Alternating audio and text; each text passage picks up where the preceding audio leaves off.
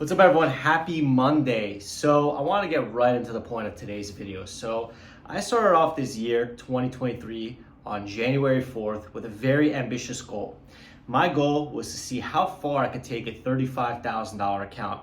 My goal was to hit $1 million by the end of the year, which would be about $965,000 in profit. And as of today, when this video is being recorded on March 27th, I have officially hit the $1 million mark on my account. Now, before I continue, in the description, what I'm gonna do is I'm gonna make the first link the broker statement proving that this is all real. And I'm also gonna include the Excel document that has every single trade I took every single day. It took me 55 days to get to this goal, and I am very proud of it. So I can't even believe it. I know that you guys aren't gonna believe it, so I'm gonna have all the broker statements, all the proof down below, and that $35,000 account, as of today, I am around $965,000, $970,000. So it's well over the $1 million mark, and it just feels great. It just feels great because the entire goal of this smaller account was to show you guys, an average PDT account is anywhere between $25,000 to $30,000. So what I wanted to show you guys is what is possible with an account like that if you stick to the MIC process, the MIC watch list, and the MIC strategy. And every single day I traded it and I was able to consistently make money. Now, my biggest day on the account was about a $350,000 day. And my biggest loss on the account was close to a $70,000 day. So I did about 5 times bigger wins. My biggest win was about 5 times larger than my biggest loss. So I'm gonna have everything in the spreadsheet so you can see it. Now, what I wanna do for you guys today, again, today is March 27th, 2023. At 6 p.m. tonight, I am going to do a live webinar answering any question that you have about this small account. Maybe you guys have some things you want to ask me. Maybe you guys don't believe me. Maybe you guys have seen my progress and want to learn a little bit more about it. So today at 6 p.m. market time, I'm going to do a live webinar. So I will also include the link to that down below so that at 6 p.m. market time, you guys could join me for a live webinar talking about how this is even possible, right? I'll show you the broker statements, I'll show you everything all over again. So that's what's gonna happen today.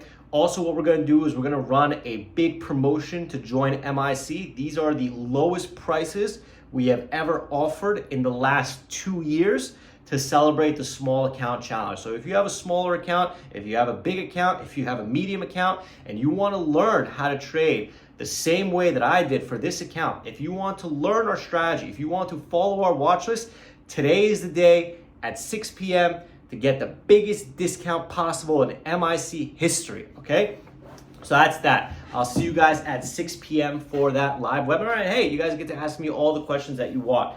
So I want to talk about today's trades. I want to talk about the current price action in the market, and I want to kind of talk about what I am expecting going forward. So we are still currently in a banking crisis. So basically, let me explain what's been happening. So with the Federal Reserve raising interest rates, that means that Treasury yields, the risk-free yields, meaning if you put your money into Treasury bonds, it is risk-free. That means that the Treasury, the government, will pay you a certain percentage based on that. So I think the going rate is about like 4%-ish. So you get 4% return per year based on what you put into these Treasury bonds. So with the Federal Reserve raising rates as aggressively as they did and as fast as they did, it led to these Treasury bonds giving out massive yields. A year ago, these Treasury bonds were giving out 0.5%. Now they're giving anywhere between 4 and 5% return, which is an extreme amount of money. So with the risk-free investment of Treasury bonds being so attractive in a bear market when everything is tanking, what's been happening is people that have money sitting in the bank, whether it be $1,000, whether it be $100, whether it be $100 million, if the bank is paying you 0.01%, why the hell would you keep your money in the bank when you could put it into Treasury yields giving you 4 to 5%, right? Risk-free.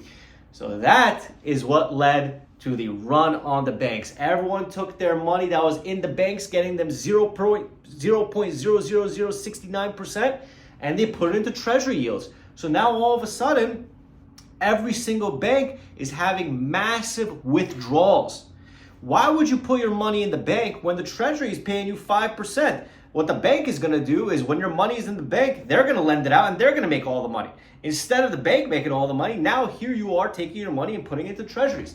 So what ends up happening is now the banks that have all this cash sitting there, they're playing with it, they're investing it, they're going on yachts, all of a sudden the money is drying up and going into treasury yields because that's a more lucrative investment, right? And when that happens, it causes a bank run. Everyone's pulling their money out of the banks, right?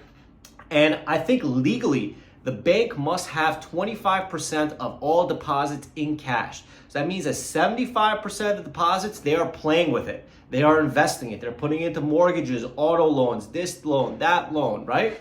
So what happens is when more than 25% of the customer base wants to withdraw their money to either buy a Lambo or put it into treasury yields, the bank has to sell some of their assets at a loss to be able to cover it. So that's what's been happening with all of these banks. All of these banks that have been in all of these investments have to now sell their investments for a loss to cover the customer deposits that they are looking to withdraw to put into treasury yields. Okay, does that make sense?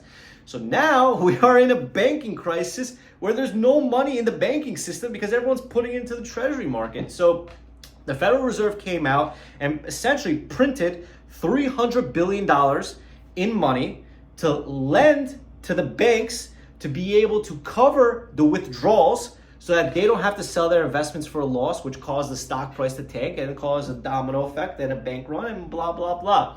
So we are currently in a world where treasury yields are paying the best interest rate. People are withdrawing their money out of the banks because why the hell would you have your money in the bank when the treasury is paying you fucking 4 or 5%? And that's causing all these banks to kind of crash and plummet. And today, it was announced that Citizen Bank just purchased Silicon Valley Bank.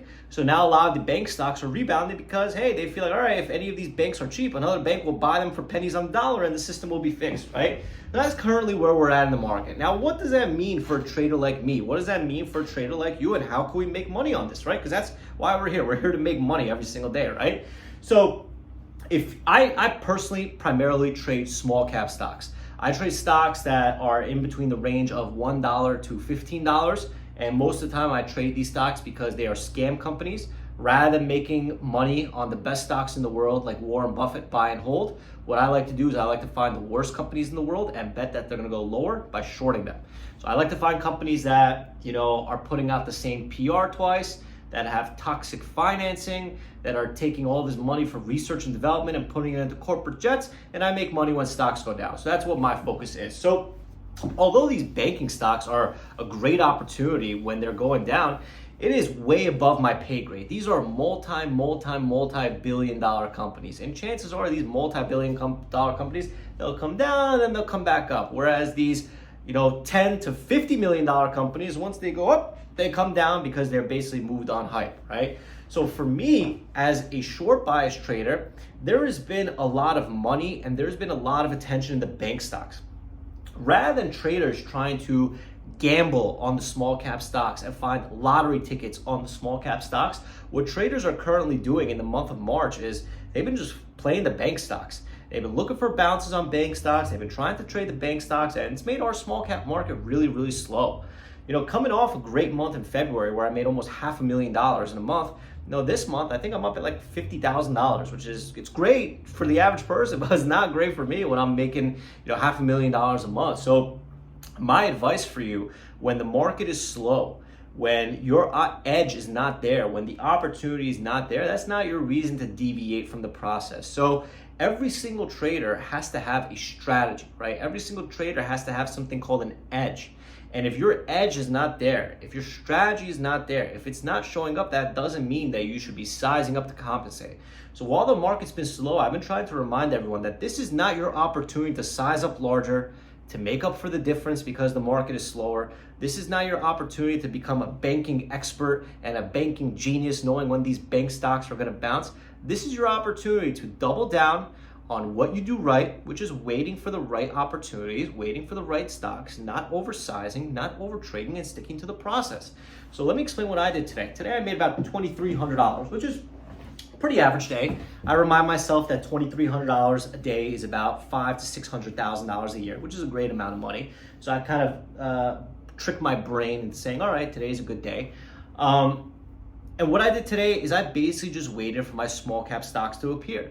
The stock that I played today was COEP. COEP was very weak pre-market. It was kind of not really up to anything. Had a major move pre-market, kind of came back down, and I put into my morning watch list. I said, hey, I'm looking for a bounce towards 190, 2, and 210 to short. If you short at 190, short at 2, short at 210, your average will be around $2 a share on the short side. So that means that if it goes under $2 a share, you make money. And right now, as I'm recording this, it's at $1.62.